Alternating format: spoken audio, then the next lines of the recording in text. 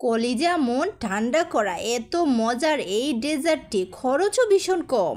একটা ডাবের পুডিং বানাতে গেলেও অনেক দাম হয়, কিন্তু এটা এত খরচ কম আর ভীষণ টেস্টি। আজকে তৈরি করব তালের শাঁসের পুডিং। ভীষণ সফট আর এতটা সুগন্ধ, খেলেই বুঝতে পারবেন। আসসালামু আলাইকুম, সবাই কেমন আছেন? আলহামদুলিল্লাহ, আমিও ভালো আছি।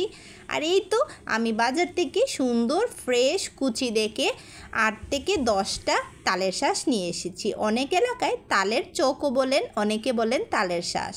যাই হোক, যে নামে ডাকেন না কেন, এখন বাজারে কিন্তু অহরহ তালের শাঁস বা বিচি উঠেছে। আপনারা চট করে এনে এই ডেজার্টটি তৈরি করে নিতে পারেন। তো আমি এখানে 8টা তালের বিচি সুন্দর করে ছিলে নিয়েছি এবং সাথে মেজারমেন্ট কাপে 2 কাপ পানিও মেপে নিয়েছি। এবার ব্লেন্ডার জারে মিহি করে বেটে নিব, যাতে একটুও দানাদার অংশ না থাকে।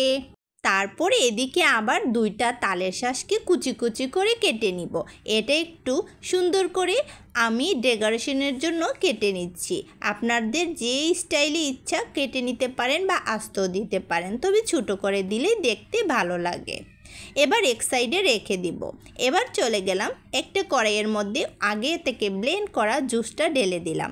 দিয়ে দিব এখানে আগার 2 টেবিল চামচ। অবশ্যই হালাল আগারটা ব্যবহার করবেন, আর যে কোনো মুদির দোকানে আগার পেয়ে যাবেন। দিয়ে দিলাম ভরে ভরে 4 টেবিল চামচ চিনি। মিষ্টিটা অবশ্য আপনাদের স্বাদ অনুযায়ী, তবে আমার মনে হলো 4 টেবিল চামচই যথেষ্ট।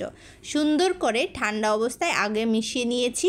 মিশানো হয়ে গেছে, চুলার উপরে বসিয়ে দিলাম। মিডিয়াম আছে আস্তে আস্তে নেড়ে ছেড়ে এটাকে বলক তুলতে হবে। অবশ্যই মিডিয়াম আছে। এখানে হাই হিট ব্যবহার করলে সাইড থেকে পোড়া লেগে যেতে পারে এবং স্বাদ গন্ধ দুটাই নষ্ট হয়ে যাবে এবং কালারটাও নষ্ট হয়ে যাবে। তো দেখুন, সুন্দর করে একটা বলক আসলেই কিন্তু নামিয়ে ফেলবো, কারণ আগার দিয়েছি, তাতে কিন্তু দ্রুত জমে যাবে। আমি এবার গরম অবস্থায় যে পাত্রতে বসাবো সেটা রেডি করে রেখেছিলাম, দ্রুত এটার মধ্যে ঢেলে দিয়েছি এবং গরম অবস্থায় তালের শাঁস উপরে একটু একটু করে দিয়ে দিয়েছি এবং অল্প একটু তালের শাঁসের মধ্যে একটু হালকা দুধ মিশিয়ে অল্প অল্প করে দিয়েছি, যাতে একটু সাদা সাদা দেখতে ভালো লাগে। এটা অপশনাল, আপনাদের ইচ্ছে হলে দিবেন, না হলে নাই। এবার নর্মাল টেম্পারেচারে 2 ঘন্টা রেখে দিলেই জমে যাবে, তবে আমি দ্রুত খেয়ে নিব তাই আধা ঘন্টা নর্মাল ফ্রিজে রেখে দিয়েছিলাম। মাশাআল্লাহ, খুবই সুন্দর জমে গেছে। তো 2 ঘন্টা পর যারা খেতে চান নর্মালে রাখবেন, আর যদি তাড়াতাড়ি খেতে চান নর্মাল ফ্রিজে রেখে দিবেন। আমি 4টা টুথপিক দিয়ে একটু ফাঁকা করে নিচ্ছি, যাতে বের করতে সুবিধা হয়। আপনারা নাইফ দিয়েও বের করে নিতে পারেন। চতুর্দিকে ঘুরিয়ে ঘুরিয়ে একটা প্লেট আর একটা প্লেটের সাহায্যে আমি পুডিংটাকে উল্টে নিব। আবার আরেকটা প্লেট দিয়ে আমি উল্টায় নিব, যাতে দেখতে সুন্দর লাগে। ফাইনালি আমার তালের শাঁসের পুডিং রেডি। এতটা জেলি জেলি টাইপের, খেতে তো ভীষণ টেস্টি এবং বাচ্চাদের তো অনেক পছন্দ।